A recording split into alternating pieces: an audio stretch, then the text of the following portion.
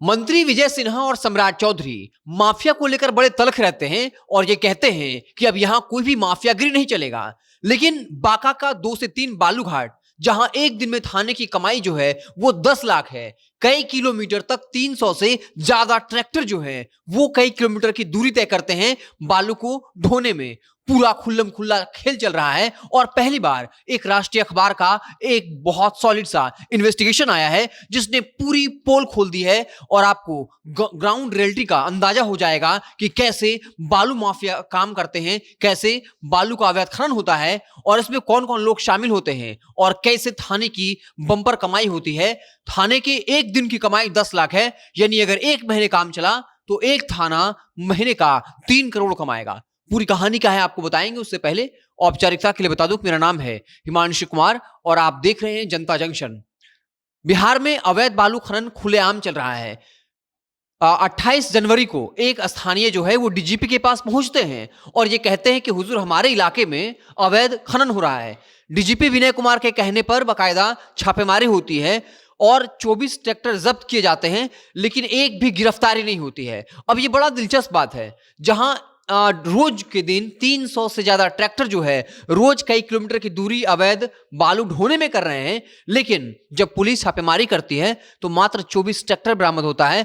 कोई भी बड़ा शख्स जो इसमें इन्वॉल्व होता है वो नहीं पकड़ा जाता है। आपको बता दें कि ये पूरा वसूली का खेल जो है वो थाने के बदले में एक दलाल करता है। जी हाँ, एक दलाल होता है जो बाकायदा एक ट्रैक्टर से 6,000 रुपए लेता है और उस 6,000 में 1,000 उस दलाल का होता है, उस लाइनर का होता है और बाकी पैसा जो है वो थाने का होता है। बस डील यही होता है कि उस रास्ते में जो उस थानाध्यक्ष का जो अधिकार क्षेत्र है वहां पर जो भी ट्रैक्टर चल रहे हैं उनको नहीं रोका जाएगा और वो जो दलाल होता है वो एक ट्रैक्टर से जो है वो 6,000 लेता है, 1,000 खुद रखता है, बाकी 5,000 जो है वो थाने के कोटे में जाकर जमा करा देता है। तो ऐसे में बांका के 3 बालू घाट जो हैं रजौन के, तीनों रजौन के बालू घाट है और वहां पर अब भी जो है वो बाकायदा अवैध बालू खनन चल रहा है। ये बार बार दावे के बावजूद कि बिहार में अब अवैध खनन नहीं हो रहा है, मंत्री विजय सिन्हा बता रहे हैं कि बालू माफिया को छोड़ा नहीं जाएगा,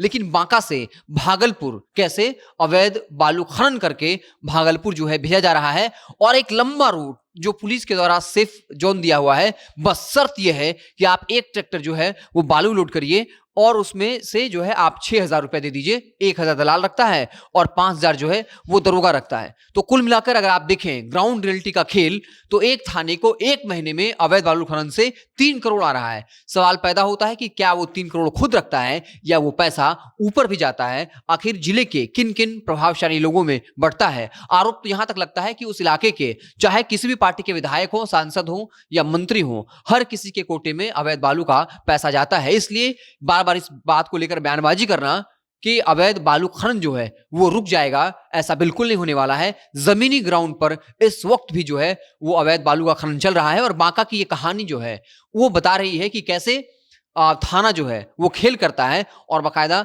राष्ट्रीय अखबार ने यह दावा भी कर दिया कि अगर जिला प्रशासन चाहे कार्रवाई करने के लिए तो हम वो तमाम सबूत, वो तमाम लोग जो इसमें काम करते हैं, हमने एविडेंस के तौर पर इकट्ठा कर रखा है। बड़ा सवाल यही है कि क्या जिला प्रशासन वाकई में कार्रवाई करना चाहेगा या फिर इस तरह के बयान देना कि बिहार से माफिया राज खत्म हो जाएगा कहना बंद कर देना चाहिए। आप देखते रहें जनता जंक्शन। हमें अगर आप फेसबुक को देख रहे हैं तो पेज को लाइक कर लीजिए, यूट्यूब को सब्सक्राइब कर लीजिए। बहुत बहुत धन्यवाद।